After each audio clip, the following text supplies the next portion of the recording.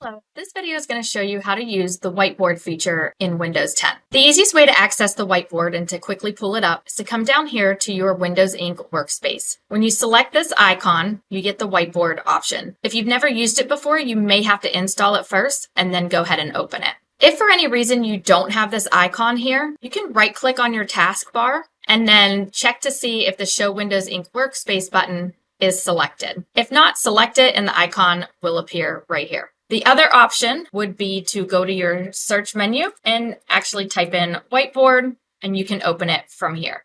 Going back to my Windows Ink Workspace icon, I'm just going to select the whiteboard.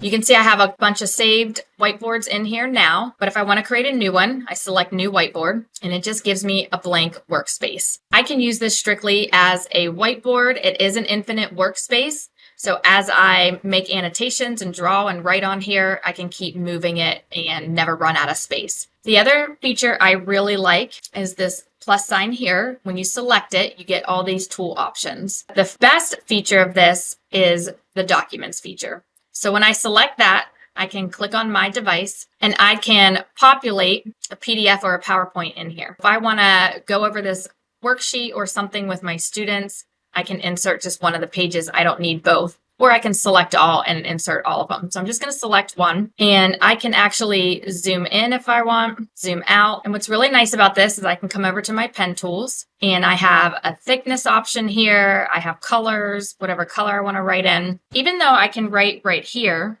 I can also write out here in the margins, which is really nice because sometimes if a student doesn't understand something, I can quickly do a quick example on the side here. If I go back to the mouse feature, I can actually push that over to the side and then begin writing again. Going back to the mouse feature, I can then pull this back up.